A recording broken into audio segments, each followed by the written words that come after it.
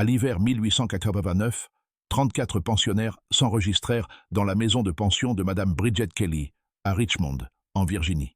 Pas un seul ne quitta jamais les lieux.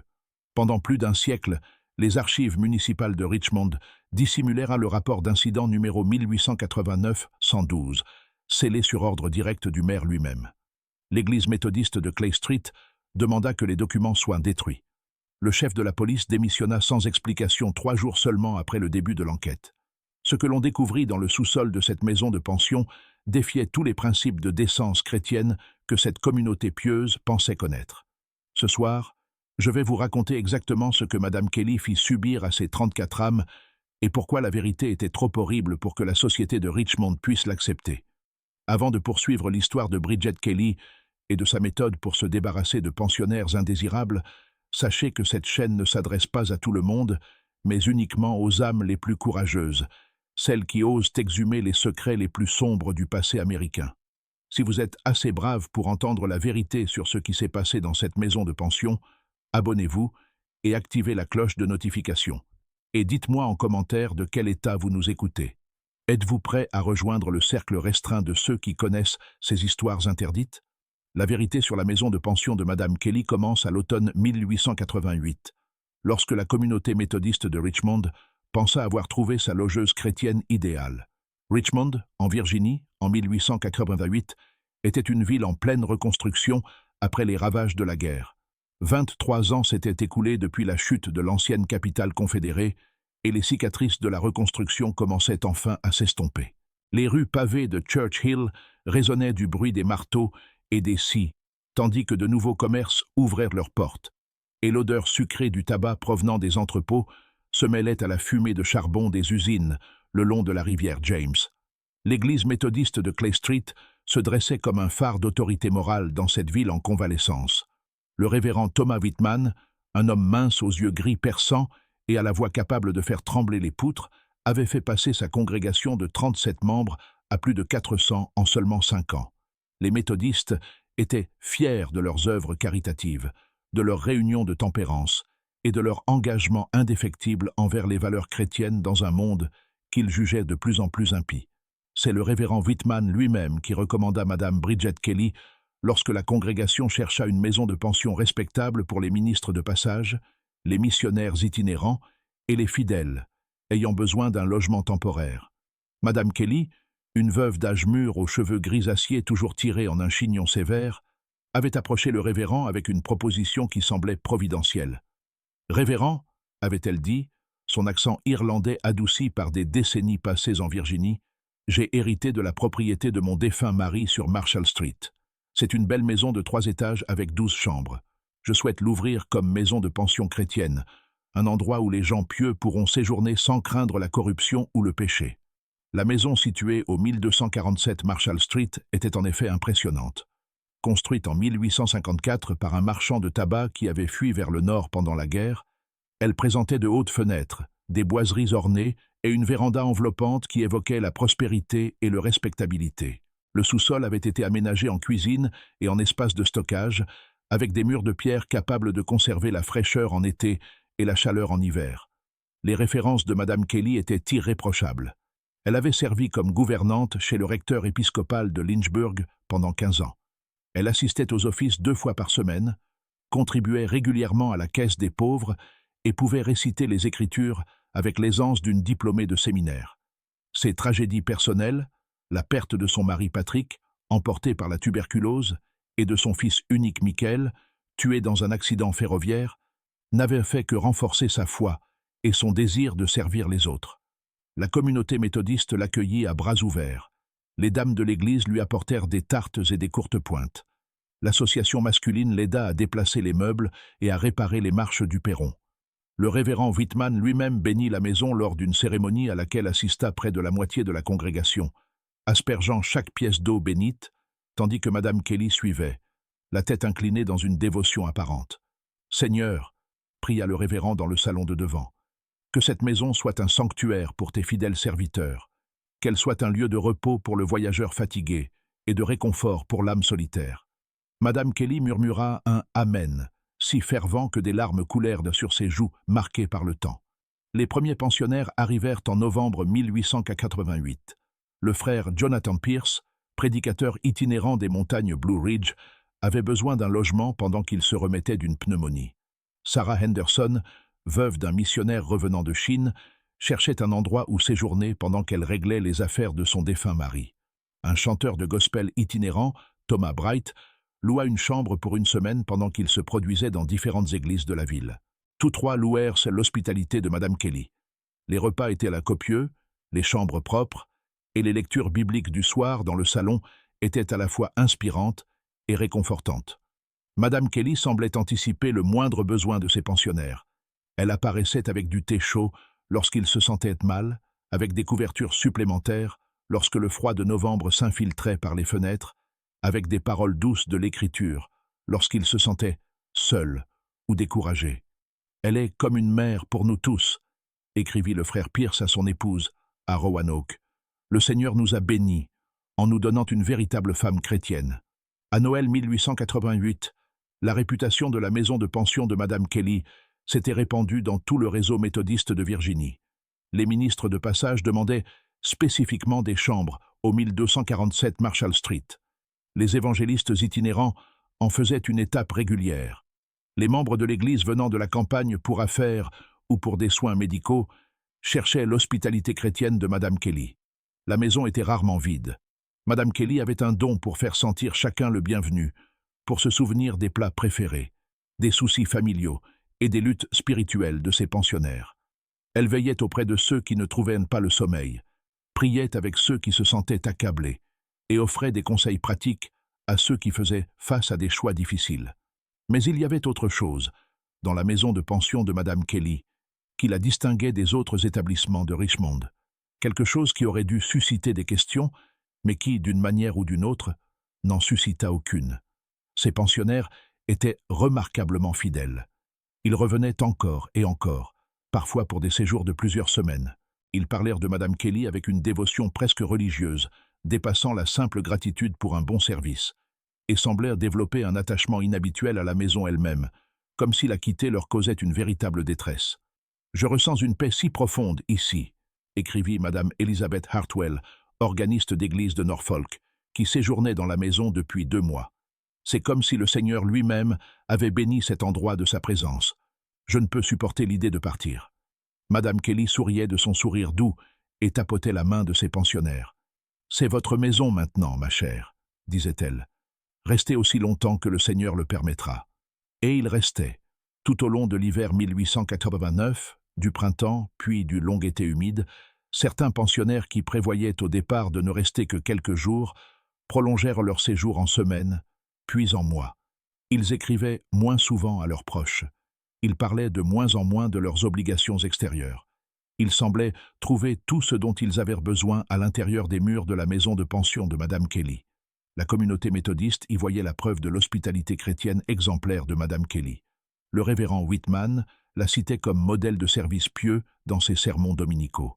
Les dames de l'Église organisèrent un cercle de couture pour confectionner de la literie destinée à ces chambres toujours occupées. L'association masculine fit don de meubles et aida aux réparations. Personne ne s'interrogea sur le fait que les pensionnaires semblaient perdre tout intérêt pour le monde extérieur. Personne ne se demanda pourquoi leurs lettres devenaient de plus en plus rares, puis cessèrent complètement.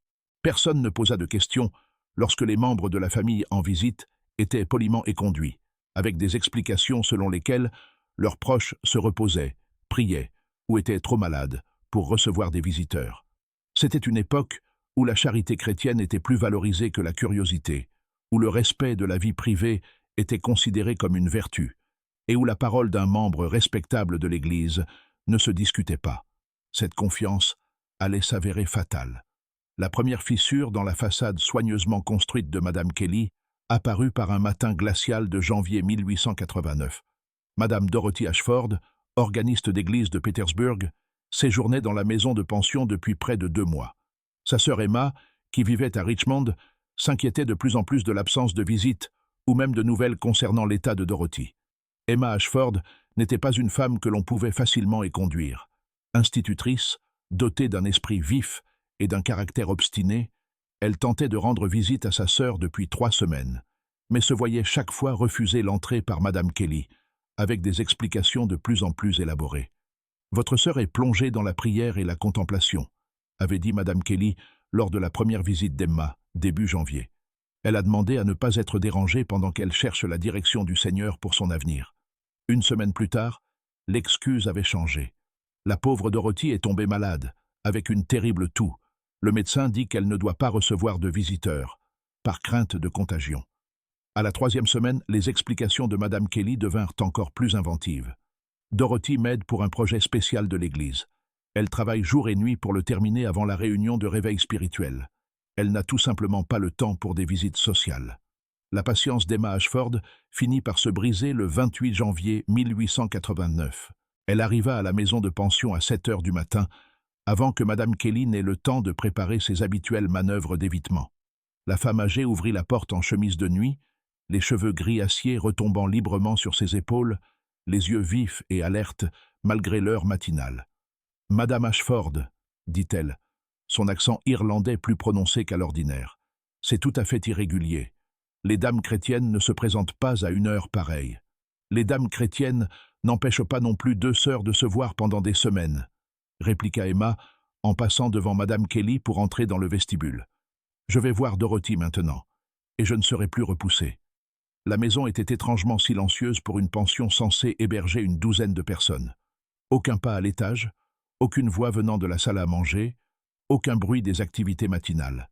Même les craquements habituels d'une vieille bâtisse semblaient étouffés, comme si la maison elle-même retenait son souffle. « La chambre de Dorothy est au 3e étage, » dit Emma en se dirigeant vers l'escalier. « Vous l'avez mentionné la semaine dernière. » La main de Madame Kelly jaillit et saisit le poignet d'Emma avec une force surprenante. « Vous ne pouvez pas monter là-haut. Les autres pensionnaires dorment encore. Ce serait des plus inconvenants. » Un instant, les 2 femmes restèrent figées dans le couloir.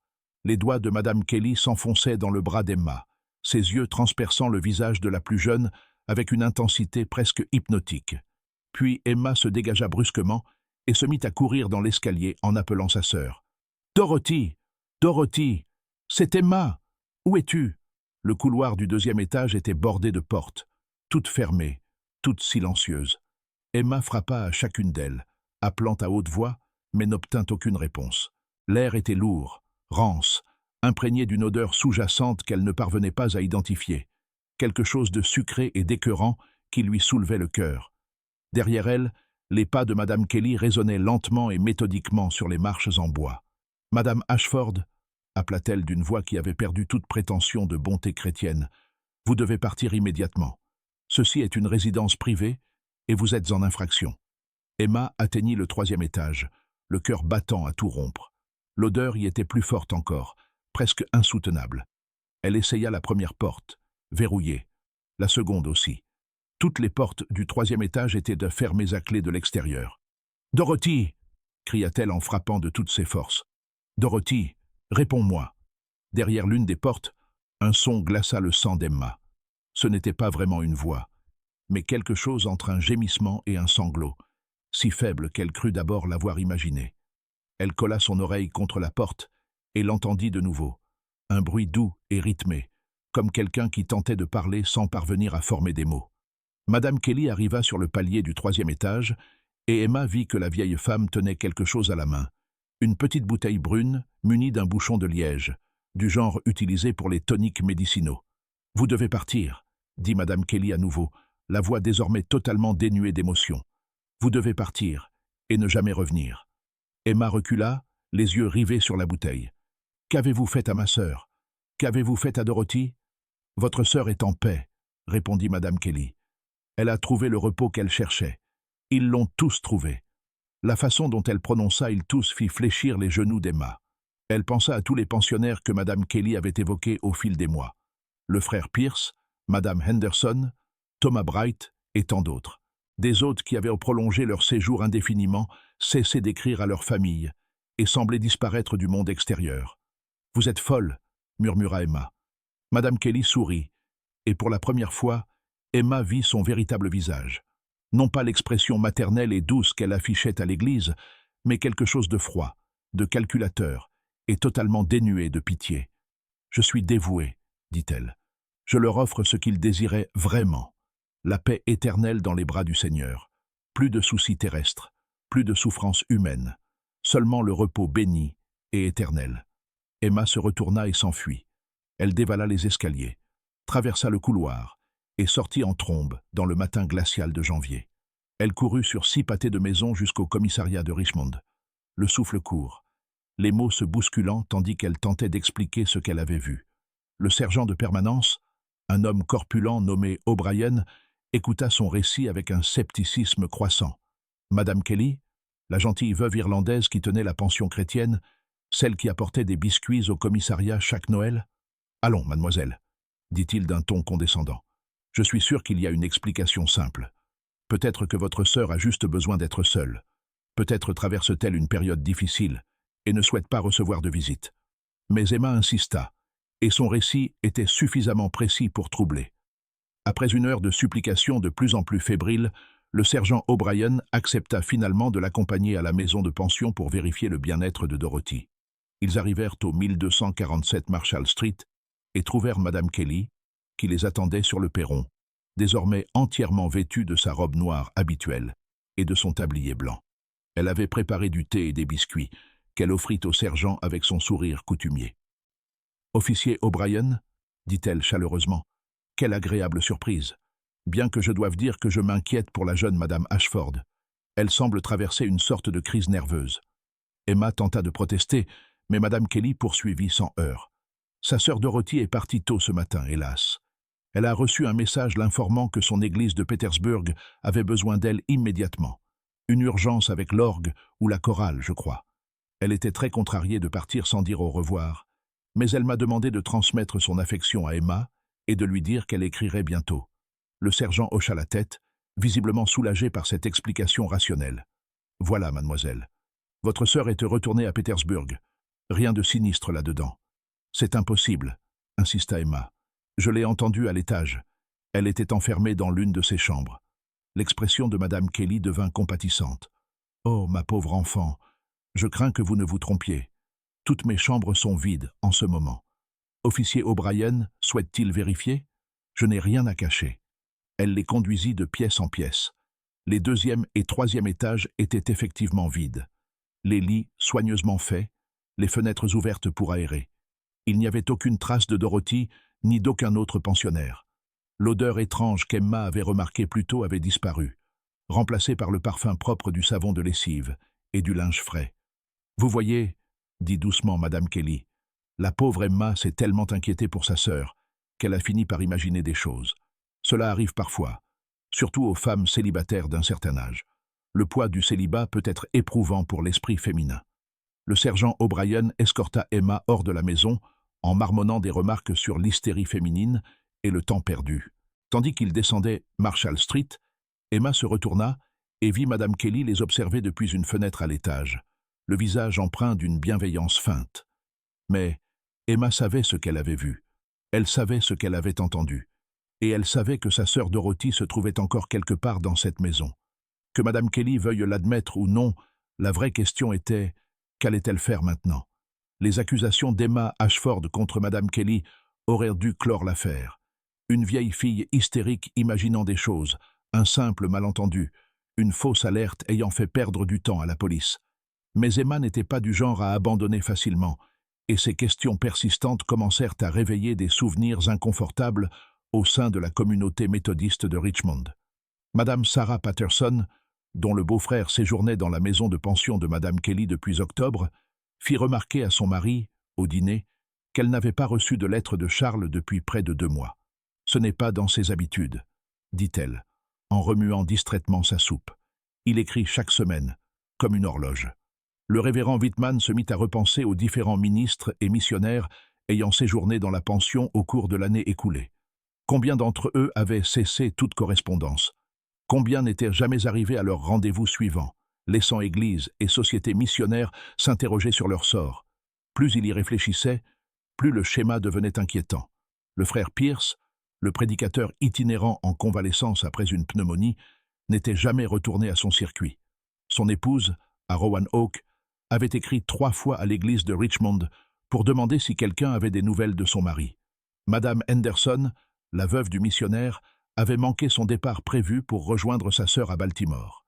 Thomas Bright, le chanteur de gospel, ne s'était pas présenté à un concert programmé à Norfolk. Chaque disparition avait été expliquée à l'époque. Les gens changent de plan. Ils trouvent de nouvelles opportunités, de nouveaux appels, de nouvelles directions dans leur vie. Dans une société où la communication était lente et incertaine, où une lettre pouvait mettre des semaines à arriver, où l'on traversait régulièrement de vastes distances pour le travail ou la famille, il n'était pas rare que quelqu'un disparaisse simplement de son ancien cercle. Mais mises bout à bout, ces disparitions formaient un motif troublant, perceptible pour ceux qui prenaient le temps de regarder d'assez près. Le docteur Marcus Webb, le médecin qui desservait plusieurs églises de la région de Richmond, soignait depuis des mois des pensionnaires de la maison de Madame Kelly. Ils venaient le consulter pour des plaintes de fatigue, de confusion et de troubles de la mémoire. « Je n'arrive plus à penser clairement », lui disait-il. « Je me sens épuisé en permanence et je fais des rêves étranges. » Au début, le docteur Webb attribua ces symptômes au stress du voyage, au changement d'alimentation et de routine liés à un séjour dans un logement inconnu. Il prescrivit du repos, de l'air frais et des toniques, destinés à leur rendre des forces. Mais à mesure que de plus en plus de pensionnaires de Madame Kelly se présentaient avec des plaintes identiques, il commença à soupçonner quelque chose de plus sinistre. Les symptômes correspondaient à certains types d'empoisonnement. Pas assez puissants pour tuer, mais suffisants pour provoquer confusion et léthargie. Du laudanum peut-être, ou un autre opiacé administré à petites doses régulières. Un tel traitement pouvait maintenir une personne dans un état de docilité somnolente pendant des mois. Mais pourquoi Madame Kelly voudrait-elle droguer ses pensionnaires? Quel avantage pouvait-elle tirer du fait de les maintenir dans un état semi-conscient? La réponse s'imposa au docteur Webb avec une horreur grandissante. L'argent. Chaque pensionnaire payait son loyer à la semaine, à l'avance. Ils payaient également leurs repas, leurs lessives et divers frais annexes.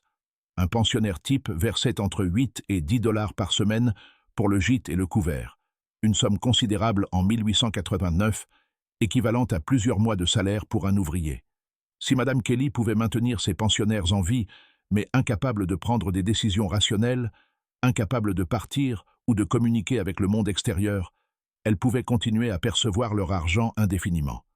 Elle pouvait falsifier des lettres destinées à leur famille, inventer des excuses pour leur absence et, progressivement, prendre le contrôle de l'intégralité de leurs biens. C'était un stratagème qui nécessitait un type de victime bien particulier.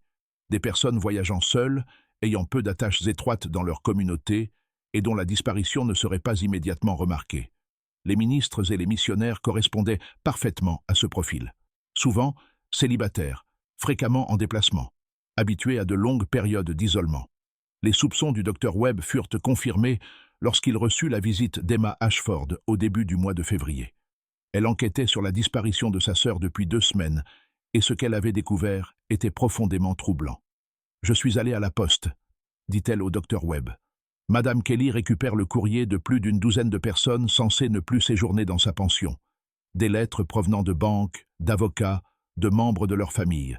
Elle signe leurs noms sur des documents, retire de l'argent de leurs comptes, vend leurs biens. » Emma avait également découvert que Madame Kelly correspondait avec des églises et des sociétés missionnaires à travers la Virginie, la Caroline du Nord et le Tennessee. Elle identifiait des victimes potentielles, ministres célibataires, missionnaires veuves, évangélistes itinérants, et les invitait à séjourner dans sa maison de pension. « Elle les traque », dit Emma, la voix tremblante de colère. « Comme une araignée dans sa toile, elle les attire. » « Et ensuite ?» demanda le docteur Webb, bien qu'il redoutât la réponse. Le visage d'Emma était pâle et tiré. « Je ne crois pas qu'elle se contente de les droguer. Docteur, je pense qu'elle les tue. » Les preuves étaient circonstancielles, mais accablantes. Trop de personnes avaient disparu sans laisser de traces. Trop de lettres étaient restées sans réponse. Trop de rendez-vous avaient été manqués. Et le bref aperçu qu'Emma avait eu du 3e étage de la maison suggérait que quelque chose d'absolument terrible se déroulait derrière ces portes verrouillées. Le docteur Webb savait qu'il devait agir. En tant que médecin, il avait le devoir de protéger ses patients. En tant que chrétien, il avait l'obligation morale de dénoncer le mal où qu'il se trouve. Mais en homme pragmatique, il savait aussi que des accusations portées contre un membre respecté de la communauté religieuse nécessitaient des preuves solides. La question était donc la suivante. Comment entrer dans la maison de pension suffisamment longtemps pour trouver la preuve des crimes de Madame Kelly? La réponse vint d'une source inattendue. Madame Kelly elle-même leur fournit l'occasion. Elle annonça qu'elle se rendrait à Norfolk pour une semaine afin d'assister à une conférence chrétienne pour femmes. Elle demanda à la congrégation de prier pour son voyage et de garder un œil sur sa propriété en son absence. La pension sera vide, expliqua-t-elle au révérend Whitman. Tous mes pensionnaires ont trouvé un autre logement. Je fermerai la maison jusqu'à mon retour. C'était la couverture parfaite. Si la maison était supposée vide, personne ne s'étonnerait de l'absence de bruit ou d'activité. Et si Madame Kelly était réellement absente, rien n'empêcherait le docteur Webb et Emma de mener leur enquête. Dans la nuit du 15 février 1889, le docteur Webb et Emma Ashford pénétrèrent par effraction dans la maison du 1247 Marshall Street. Ils avaient avec eux une lanterne de police, un ensemble d'instruments médicaux et un appareil photographique, l'un des nouveaux modèles portables capables de prendre des images en faible luminosité. Ce qu'ils découvrirent dans le sous-sol de la maison de pension de Madame Kelly les entrait jusqu'à la fin de leur jour. Le sous-sol du 1247 Marshall Street s'étendait sur toute la longueur de la maison. Les murs de pierre suintaient l'humidité malgré le froid de février. La lanterne du docteur Webb projetait des ombres dansantes qui semblaient se mouvoir indépendamment de leur source, créant une atmosphère de terreur qui donnait envie aux deux enquêteurs de fuir avant même d'avoir commencé leurs recherches. Emma se couvrit le nez avec son mouchoir, tentant de bloquer l'odeur qui s'intensifiait à mesure qu'ils descendirent l'escalier. C'était la même senteur sucrée et écœurante qu'elle avait remarquée au 3e étage, mais ici, elle était concentrée, presque insupportable. « Mon Dieu !» murmura le docteur Webb, son expérience médicale lui permettant déjà d'en identifier l'origine. « Nous devons savoir, » dit Emma fermement, malgré le tremblement de sa voix. « Nous devons découvrir ce qui est arrivé à Dorothy. Nous devons connaître la vérité. » Le sous-sol était divisé en plusieurs pièces, chacune ayant une fonction différente. La première contenait des objets domestiques ordinaires, bocaux de conservation, légumes racines, barils de farine et de sucre. Mais c'est dans la seconde pièce qu'ils trouvèrent les premières preuves des véritables activités de Madame Kelly. Cette pièce abritait une sorte de laboratoire improvisé, avec des étagères garnies de bouteilles et de bocaux contenant diverses substances. Le docteur Webb examina les étiquettes, son expression s'assombrissant à chaque découverte. « Laudanum » dit-il en levant une bouteille brune. « Chloral hydrate, morphine. Assez d'opiacés pour maintenir une douzaine de personnes dans un état de stupeur pendant des mois. » Emma découvrit une boîte en bois remplie de lettres, toutes adressées à des pensionnaires de la maison. Elle en ouvrit une au hasard et commença à lire. « Ma très chère Sarah, je prie pour que cette lettre te trouve en bonne santé. Ton frère Charles m'écrit pour dire qu'il a décidé de prolonger indéfiniment son séjour à Richmond. Il a trouvé une grande paix dans l'établissement de Madame Kelly et souhaite consacrer davantage de temps à la prière et à la contemplation avant de reprendre ses obligations mondaines. Elle falsifie leur correspondance, dit Emma, la voix serrée par la colère. Regarde l'écriture, c'est la même sur toutes les lettres. La 3e pièce contenait les preuves les plus accablantes, un registre détaillé documentant les crimes financiers de Madame Kelly. Elle avait systématiquement volé ses pensionnaires, falsifié leurs signatures sur des traites bancaires, vendu leurs biens et même perçu des indemnités de décès en les déclarant morts auprès de compagnies d'assurance. Mais c'est la 4e pièce qui révéla l'horreur véritable des méthodes de Madame Kelly. La salle était aménagée comme une morgue, avec plusieurs tables en bois et une collection d'instruments médicaux qui auraient davantage eu leur place dans un hôpital que dans le sous-sol d'une pension. Le long d'un mur se dressait une série de grands contenants métalliques, des cercueils doublés de zinc, hermétiquement scellables. Le docteur Webb ouvrit le premier et recula aussitôt. À l'intérieur reposait le corps d'un homme d'âge moyen, parfaitement conservé par un procédé chimique. Son visage était paisible, presque serein, comme s'il s'était simplement endormi. « Mon Dieu !» murmura le docteur Webb. « Elle les a préservés. » Emma regarda dans le second contenant et poussa un cri étranglé. Le corps à l'intérieur était celui d'une femme d'une trentaine d'années, les cheveux bruns encore soigneusement arrangés, les mains croisées sur la poitrine dans un geste de prière. « Ce n'est pas Dorothy », dit Emma d'une voix à peine audible. « Mais regardez sa robe. C'est l'une de celles de Dorothy. Madame Kelly les habille, les dispose comme des poupées. » Ils découvrirent 14 corps au total, chacun conservé avec le même soin méticuleux. Certains étaient arrivés récemment, leurs traits encore reconnaissables. D'autres reposaient là depuis plus longtemps, leur peau prenant une apparence cireuse et translucide, les faisant ressembler à des statues religieuses. Chaque corps était accompagné d'une petite plaque indiquant le nom de la personne, sa date d'arrivée à la maison de pension et sa date de décès. Ces dates révélaient que Madame Kelly tuait ses pensionnaires à intervalles de plusieurs semaines ou de plusieurs mois, vraisemblablement après avoir extrait autant d'argent que possible de leurs biens. L'examen médical du docteur Webb révéla que toutes les victimes étaient mortes d'un empoisonnement progressif, de petites doses de toxines administrées sur la durée, jusqu'à ce que leur corps cesse simplement de lutter.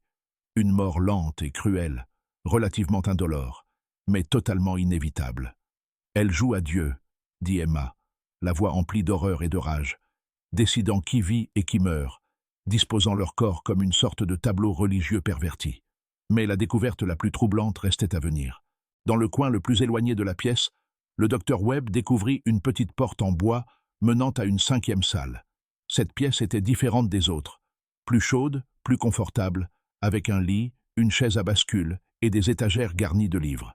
Et dans le lit, à peine consciente mais toujours en vie, reposait la sœur d'Emma, Dorothy. Les yeux de Dorothy étaient ouverts mais vides, sa respiration faible et laborieuse. Elle avait été vêtue d'une chemise blanche propre, ses cheveux brossés et arrangés, ses mains croisées sur la poitrine à l'image des cadavres de la pièce voisine. « Dorothy !» cria Emma, en se précipitant auprès de sa sœur. « Dorothy, tu m'entends ?» Les yeux de Dorothy se focalisèrent lentement sur le visage d'Emma, et pendant un instant, une lueur de reconnaissance passa dans son regard. Ses lèvres bougèrent, formant des mots qu'Emma dut se pencher pour entendre. « Emma !» murmura Dorothy. « C'est vraiment toi, ou est-ce que je rêve encore ?» Le docteur Webb examina rapidement Dorothy, vérifiant son pouls et la réaction de ses pupilles. « Elle a été lourdement droguée, » dit-il, « mais je pense qu'elle peut s'en remettre. Il faut la sortir d'ici, immédiatement. » Alors qu'ils aidaient Dorothy à se lever, Emma remarqua quelque chose qui lui glaça le sang. Sur la table de nuit se trouvait une petite plaque, identique à celle qui accompagnait les corps dans l'autre pièce. On pouvait y lire « Dorothy Ashford, arrivée le 3 décembre 1888, départ le 1er mars 1889. » Madame Kelly avait planifié la mort de Dorothy 2 semaines plus tard. Elle l'avait maintenue en vie juste assez longtemps pour tirer le maximum de profit de ses biens. Ensuite, elle aurait rejoint les autres corps dans leur cercueil doublé de zinc. « Nous devons aller à la police », dit le docteur Webb, en soutenant Dorothy qui peinait à marcher. « Nous devons l'arrêter avant qu'elle ne revienne. » Mais alors qu'ils se dirigeaient vers l'escalier du sous-sol, un bruit fit s'arrêter leur cœur net. La porte d'entrée de la maison s'ouvrait, puis se refermait, suivie du son familier des pas de Madame Kelly à l'étage. Elle était revenue plus tôt que prévu de son voyage à Norfolk, et désormais, elle savait que son secret avait été découvert. Les pas au-dessus de leur tête avançaient avec une lenteur délibérée, chaque pas mesuré, calculé. Madame Kelly ne se pressait pas, elle chassait. Les lames du plancher grincèrent selon un rythme presque musical, une valse mortelle qui montait en intensité à mesure qu'elle approchait de la porte du sous-sol. Le docteur Webb éteignit aussitôt sa lanterne, les plongeant dans une obscurité totale. Emma retint son souffle, soutenant le poids de sa sœur qui vacillait dangereusement. Le silence s'étira pendant ce qui sembla être des heures, rompu seulement par le battement affolé de leur cœur et la respiration difficile de Dorothy. Puis ils entendirent la voix de Madame Kelly descendre depuis la cuisine. Elle fredonnait un cantique. « Nearer, my God, to thee », sa voix douce et mélodieuse, comme si elle dirigeait un office religieux plutôt que de traquer des intrus dans sa maison de mort. « Je sais que vous êtes là-dessous », appela-t-elle d'un ton presque amical. « Docteur Webb, n'est-ce pas? Et chère Emma Ashford, j'ai vu vos empreintes dans la neige dehors. Quel dommage. J'espérais que nous pourrions régler cette affaire plus paisiblement. » La porte du sous-sol grinça en s'ouvrant, et un rayon de lumière jaillit dans l'obscurité. L'ombre de Madame Kelly apparut en haut de l'escalier, étirée et déformée par l'angle de la lampe. « Vous avez vu mon œuvre, » poursuivit-elle, avec ce qui ressemblait à une véritable fierté. 34 âmes au repos, 34 esprits libérés du fardeau de l'existence terrestre. J'ai accompli l'œuvre du Seigneur. Ces pauvres âmes errantes sont venues à moi en quête de paix, et je leur ai offert la paix ultime, le repos éternel dans les bras de Jésus. Le docteur Webb fit signe à Emma d'emmener Dorothy vers le fond du sous-sol, où un autre escalier menait à des portes extérieures. S'ils pouvaient atteindre ces marches sans être vus, ils auraient peut-être une chance de s'échapper avant que Madame Kelly n'arrive au bas de l'escalier. Mais Dorothy était à peine consciente. Ses jambes ne pouvaient plus soutenir son poids. Chaque pas produisait un frottement qui résonnait dans les chambres de pierre comme un coup de tonnerre. Le fredonnement de Madame Kelly s'arrêta net. « Allons, allons », dit-elle d'une voix maternelle sévère. « Ne rendez pas les choses plus difficiles que nécessaire, docteur Webb. En tant qu'homme de médecine, vous comprenez sûrement que ce que j'ai fait est un acte de miséricorde. Plus de douleur, plus de souffrance, plus de peur de la mort. Je leur ai offert le don de la paix. » Elle commença à descendre les marches, sa lampe projetant des ombres sauvages sur les murs. Dans cette lumière vacillante, Emma aperçut le visage de Madame Kelly. Le masque de bienveillance chrétienne était tombé, révélant quelque chose de froid, de calculateur et de totalement dément. « Voyez-vous, » poursuivit Madame Kelly en se rapprochant, « j'ai découvert quelque chose de merveilleux lors de ma première année à Richmond. Ces prédicateurs itinérants, ces missionnaires, ces vieux fidèles solitaires, ils font tous le même rêve. Ils veulent être pris en charge, aimés, trouver un endroit où se reposer et être en paix. Je leur ai simplement donné ce qu'ils désiraient. » Emma et le docteur Webb atteignirent à la dernière pièce, mais Dorothy s'effondra contre le mur, incapable d'aller plus loin. Sa respiration devenait de plus en plus difficile, et Emma comprit avec horreur que le stress de la fuite provoquait une surdose des drogues que Madame Kelly lui administrait. « Alors elle a besoin de soins médicaux immédiats, » murmura le docteur Webb, « si nous ne l'amenons pas à l'hôpital très vite. Et le plus beau, » continua la voix de Madame Kelly depuis la pièce principale, « c'est qu'ils étaient tous reconnaissants. Même à la fin, lorsqu'ils comprenaient ce qui se passait, ils me remerciaient. Ils savaient que je leur offrais le plus grand des dons, la délivrance de cette vallée de larmes. » Emma entendit Madame Kelly se déplacer dans le laboratoire, inspectant les preuves qu'ils avaient dérangées. Le verre tinta lorsqu'elle redressa des bouteilles et le papier bruissa, tandis qu'elle réorganisait ses dossiers de correspondance. « Bien sûr, je ne pouvais pas les laisser souffrir, » poursuivit-elle d'un ton presque mondain. « Le Seigneur les gardait confortables, paisibles. Ils entraient et sortaient de la conscience, rêvant de rêves magnifiques. Certains me parlaient de leurs visions, des anges, une lumière dorée, les voix de leurs proches les appelant à rentrer chez eux. » Le docteur Webb examina les portes de la cave. Elles étaient verrouillées de l'extérieur par une lourde barre de fer.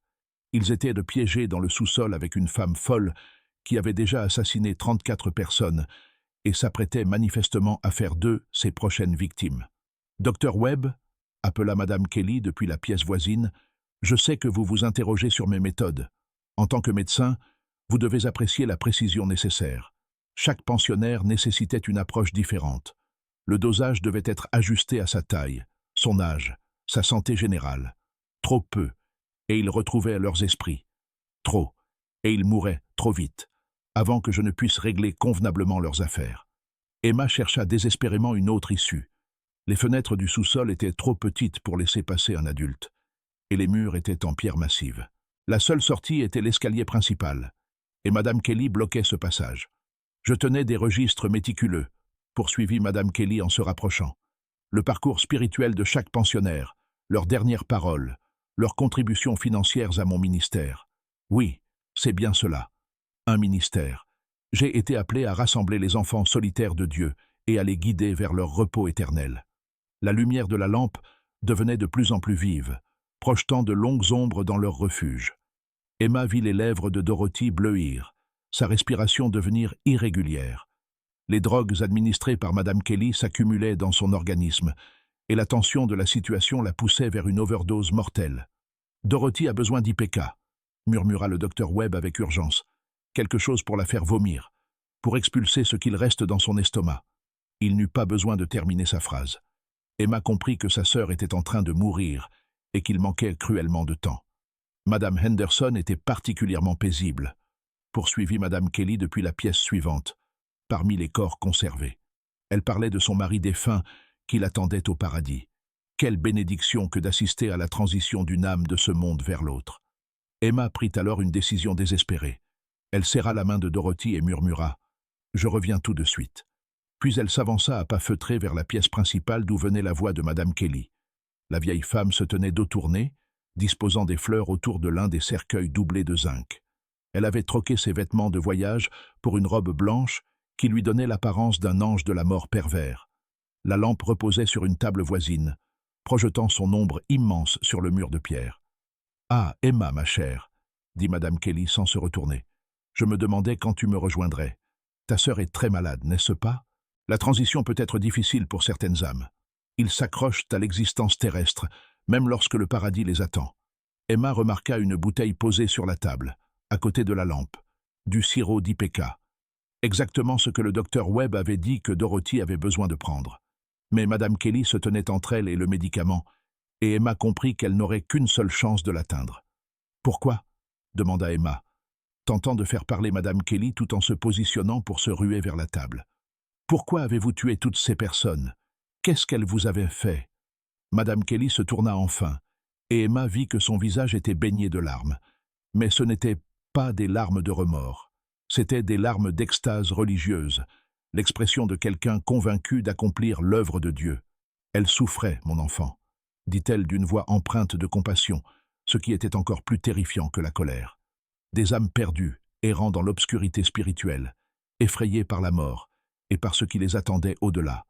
Je leur ai montré le chemin du retour.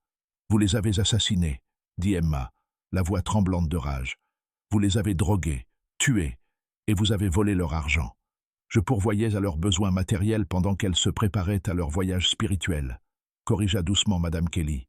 L'argent qu'elle me donnait servait à entretenir ce sanctuaire, à prendre soin d'autres âmes perdues qui viendraient après elle. Tout faisait partie du plan de Dieu. Derrière Madame Kelly, Emma aperçut le docteur Webb sortir de l'ombre, avançant prudemment vers l'escalier. Si elle pouvait maintenir Madame Kelly distraite encore quelques minutes, il pourrait peut-être atteindre la police. « Et Dorothy ?» exigea Emma. « Elle a une vie, un travail, des gens qui l'aiment. Vous n'aviez aucun droit de décider de son destin. » L'expression de Madame Kelly devint triste et pleine de pitié. « La chère Dorothy est venue à moi le cœur brisé et l'âme perdue. Son fiancé est mort dans un accident de train 2 mois avant leur mariage. Elle pensait n'avoir plus aucune raison de vivre. Je lui ai simplement offert la paix qu'elle cherchait. Elle ne m'a jamais parlé d'un fiancé, dit Emma, déconcertée. Madame Kelly sourit. Oh, ma pauvre enfant, il n'y a jamais eu de fiancé. La pauvre Dorothy souffrait de ce que les médecins appellent la mélancolie, une maladie de l'esprit qui lui faisait voir des tragédies là où il n'y en avait pas. Elle était tout à fait folle, tu sais. Je l'aidais simplement à se libérer de ses pensées torturées. Cette révélation frappa Emma comme un coup physique. Madame Kelly avait lentement empoisonné l'esprit de Dorothy autant que son corps, utilisant les drogues pour créer de faux souvenirs et des illusions destinées à justifier son meurtre futur. « C'est vous qui êtes folle, » murmura Emma. « Vraiment ?» répondit Madame Kelly en s'approchant. « Regarde autour de toi, mon enfant. Regarde la paix sur leurs visages. Regarde la sérénité de leurs expressions. Ces âmes sont mortes en sachant qu'elles étaient aimées, qu'elles étaient prises en charge, que leur souffrance était terminée. Combien de personnes peuvent en dire autant de leurs derniers instants? » Emma vit son opportunité. Madame Kelly s'était suffisamment éloignée de la table pour qu'elle puisse atteindre la bouteille d'IPK si elle agissait vite. Elle se jeta en avant, sa main se refermant sur la petite bouteille brune, au moment même où les doigts de Madame Kelly se refermaient sur son poignet. « Doucement, doucement, » dit Madame Kelly, sa prise étonnamment forte. « Ce médicament n'est pas pour ta sœur, ma chère. Il est pour toi. » Emma baissa les yeux vers la bouteille qu'elle tenait et comprit avec horreur que ce n'était pas de l'IPK. L'étiquette indiquait « strychnine, usage externe uniquement ». Madame Kelly l'avait placée là intentionnellement, attendant qu'Emma la saisisse dans un moment de désespoir. « Tu vois comme le désespoir nous rend rusés ?» dit Madame Kelly d'un ton moqueur et doux à la fois. « Tu aurais empoisonné ta propre sœur pour la sauver. Mais je vous offre à toutes les deux quelque chose de bien meilleur. Un repos paisible, ensemble, pour toujours. » Le docteur Webb avait atteint l'escalier. Mais alors qu'il montait vers la porte du sous-sol, celle-ci se referma violemment au-dessus de lui. Emma entendit le bruit sourd d'une lourde barre de fer glisser de l'extérieur. « J'ai bien peur que M. Patterson vous attende à l'étage, » dit Madame Kelly en voyant la confusion d'Emma. « Le beau-frère de Sarah, vous vous souvenez? Il m'aide dans mon ministère depuis plusieurs mois. Les drogues affectent les gens différemment. Certains deviennent dociles et paisibles, d'autres utiles. La réalisation que Madame Kelly avait des complices parmi ses victimes rendit leur situation encore plus désespérée. Même s'il parvenait à maîtriser la vieille femme, il devrait encore affronter celui qui gardait la porte. Alors qu'il pensait avoir tout vu, l'horreur de la maison de pension de Madame Kelly atteignait un nouveau sommet. Le bruit du docteur Webb frappant à coups répétés contre la porte du sous-sol résonna dans les chambres de pierre. Mais seul le silence répondit depuis l'étage. Madame Kelly sourit et plongea la main dans la poche de son tablier, en sortant une petite fiole contenant un liquide clair.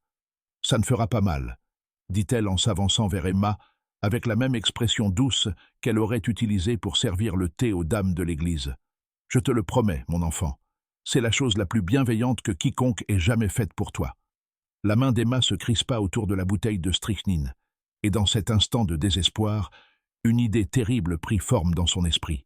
Si Madame Kelly s'attendait à ce qu'elle boive du poison, peut-être pouvait-elle retourner cette attente contre elle. « Attendez, » dit Emma en reculant lentement. « Si vous comptez me tuer de toute façon, dites-moi au moins la vérité. Dites-moi comment tout cela a commencé. Je veux comprendre. » Madame Kelly s'immobilisa, la fiole toujours à la main. Emma vit dans ses yeux cette faim d'être comprise, reconnue, admirée pour son œuvre pervertie. C'était le même besoin qui l'avait poussée à préserver les corps, à les disposer comme des statues religieuses, à tenir des registres détaillés de leur prétendu voyage spirituel. « Tu veux vraiment savoir ?» demanda Madame Kelly, la voix adoucie par un plaisir presque sincère. « Oui, » mentit Emma. « Je veux comprendre pourquoi vous pensez que c'est l'œuvre de Dieu. » Madame Kelly posa la fiole sur la table et joignit les mains, son expression devenant rêveuse, lointaine. « Tout a commencé avec mon Patrick, » dit-elle. « Mon cher mari, mourant de la tuberculose dans cet horrible hôpital de Lynchburg. Les médecins disaient qu'il n'y avait rien à faire, qu'il souffrirait pendant des mois avant la fin. » Elle s'approcha d'un cercueil doublé de zinc et en caressa le bord avec tendresse. Je ne pouvais pas supporter de le voir dépérir, de le voir dans une telle agonie.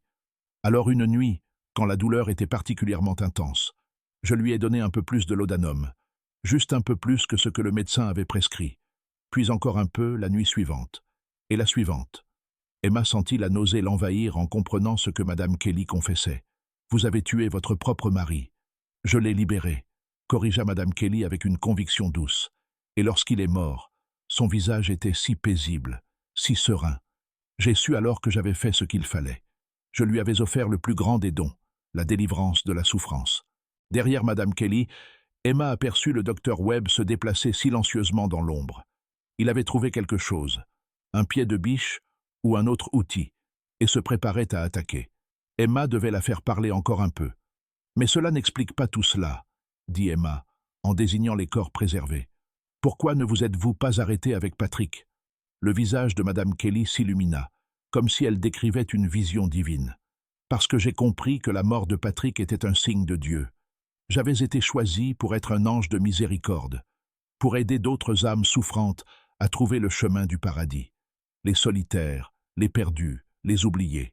Ils viendraient à moi et je les aiderais à rentrer chez eux. Alors, vous avez ouvert la maison de pension comme un piège, dit Emma, tentant de dissimuler son dégoût. Comme un sanctuaire, corrigea Madame Kelly. Un lieu où les voyageurs fatigués pouvaient trouver le repos. Et si ce repos devenait éternel, n'est-ce pas ce que nous désirons tous au fond? Être libérés de la douleur et de l'incertitude de l'existence mortelle. Emma vit le docteur Webb lever le pied de biche, prêt à frapper. Mais Madame Kelly dut sentir quelque chose, car elle se retourna brusquement.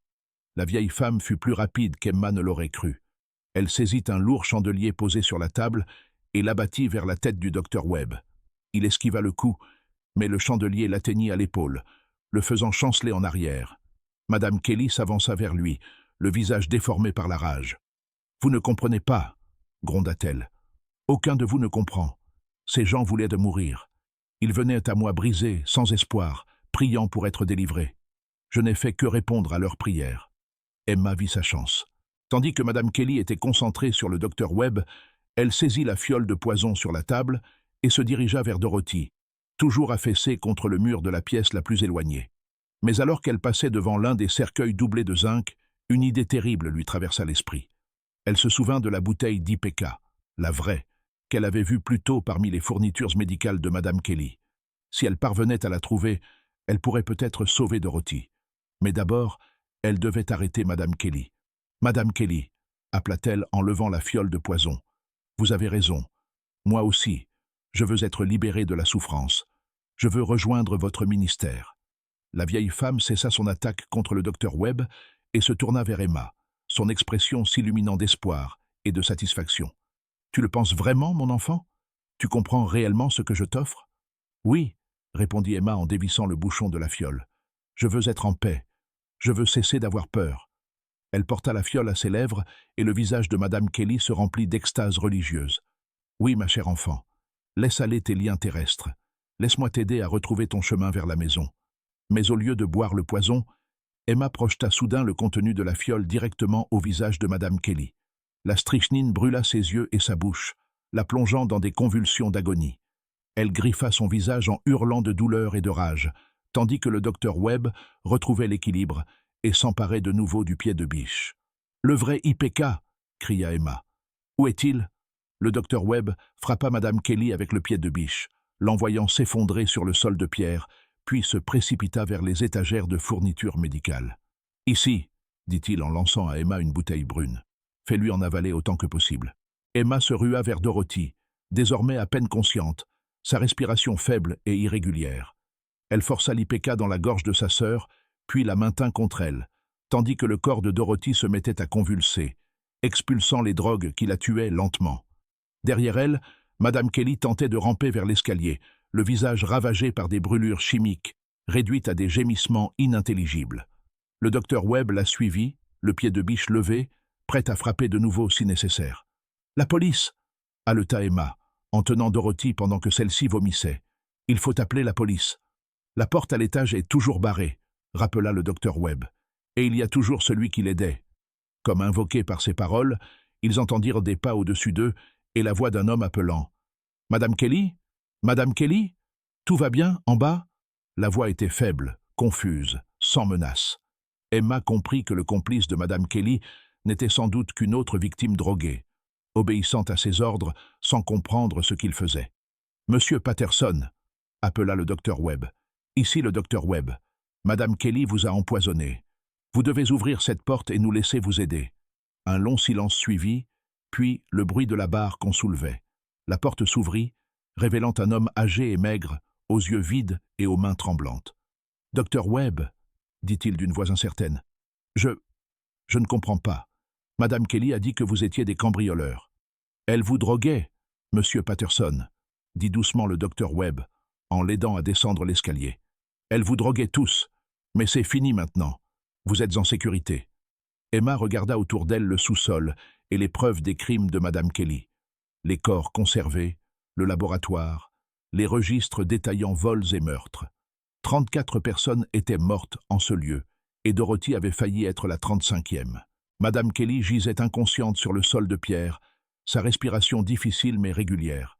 Elle vivrait assez longtemps pour être jugée, même si Emma doutait qu'elle puisse jamais être véritablement punie à la hauteur de son mal. La police de Richmond arriva au 1247 Marshall Street, à l'aube du 16 février 1889.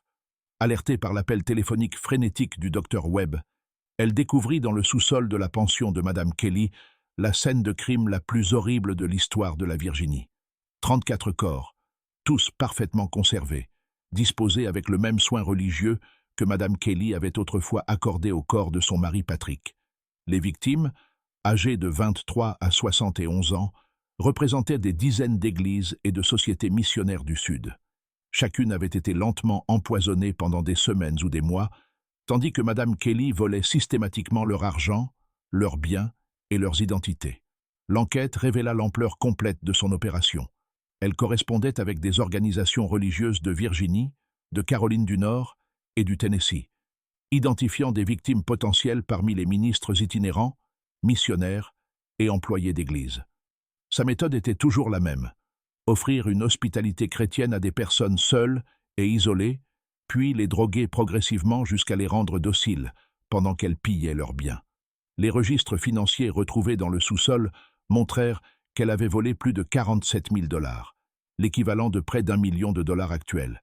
Elle avait falsifié des centaines de documents, déposé de fausses demandes d'assurance et même perçu des indemnités de décès pour des personnes encore vivantes, prisonnières dans son sous-sol. Les examens médicaux révélèrent qu'elle expérimentait différentes combinaisons de drogues, ajustant soigneusement les dosages afin de maintenir ses victimes en vie, mais impuissantes, le plus longtemps possible. Certaines avaient été droguées pendant plus d'1 an avant de succomber à une défaillance organique. La découverte provoqua une onde de choc dans toute la communauté religieuse de Virginie. Les églises qui avaient recommandé la pension de Madame Kelly se sentirent responsables d'avoir envoyé leurs membres à la mort. Le révérend Whitman démissionna de l'église méthodiste de Clay Street et partit vers l'ouest, incapable de supporter la culpabilité d'avoir béni la maison où tant de chrétiens fidèles avaient péri. Dorothy Ashford survécut, mais nécessita des mois de soins médicaux pour se remettre des effets des drogues. Elle conserva des troubles de la mémoire permanents et développa une profonde méfiance envers les institutions religieuses. Elle ne remit jamais les pieds dans une église.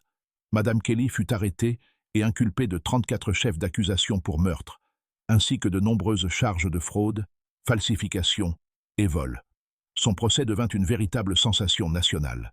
L'accusation la décrivit comme une meurtrière de sang-froid motivée par l'avidité. La défense, elle, soutint qu'elle était véritablement folle, animée par une ferveur religieuse délirante. Le jury délibéra moins de 3 heures avant de la déclarer coupable de tous les chefs d'accusation. Madame Kelly fut condamnée à mort par pendaison, mais n'y fut jamais confrontée. La veille de son exécution, on la retrouva morte dans sa cellule, ayant apparemment conservé assez de strychnine depuis son attaque contre Emma pour se suicider. Ses derniers mots, griffonnés sur un morceau de papier retrouvé dans sa main, disaient « Je pars maintenant rejoindre mes enfants au paradis ». La maison de pension du 1247 Marshall Street fut démolie sur ordre du conseil municipal et le terrain resta vacant pendant plus de 50 ans.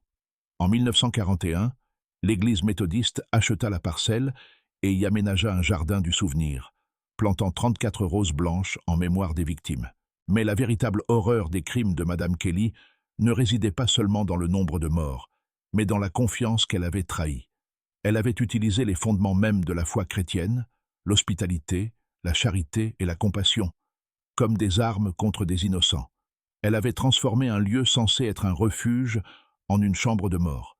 Cette affaire souleva des questions troublantes sur la nature du mal et la vulnérabilité des communautés religieuses face aux prédateurs dissimulés derrière un discours pieux. Elle montra à quel point la confiance pouvait être manipulée, comment la charité pouvait devenir complicité et comment le désir d'aider pouvait aveugler face aux signes évidents du danger. Elle révéla aussi l'isolement et la solitude qui rendèrent les victimes si vulnérables. Ministres itinérants, missionnaires âgés, employés d'églises célibataires, souvent sans famille proche ni correspondant régulier, dont la disparition passait inaperçue. Dans les années qui suivirent le procès, plusieurs affaires similaires furent mises au jour à travers le pays. L'affaire Kelly conduisit à de nouvelles lois imposant des vérifications d'antécédents pour les gérants de pensions et un contrôle accru des transactions financières liées aux églises. L'Église méthodiste de Richmond instaura de nouveaux protocoles pour recommander des logements aux clercs itinérants, suivis par de nombreuses autres confessions. L'époque de la confiance aveugle dans l'hospitalité chrétienne était révolue. Emma Ashford devint une figure publique après le procès, sollicitée par la presse pour son témoignage. Mais elle ne tira aucune satisfaction de cette notoriété. Les souvenirs du sous-sol la hantèrent toute sa vie, et elle se demanda souvent combien d'autres Madame Kelly pouvaient encore agir en Amérique, utilisant la foi comme une arme contre les fidèles. Le docteur Webb poursuivit sa carrière médicale et milita pour une réglementation plus stricte des maisons de pension et la vente de substances dangereuses. Il témoigna devant la législature de Virginie pour réclamer une surveillance médicale des établissements accueillant des populations vulnérables.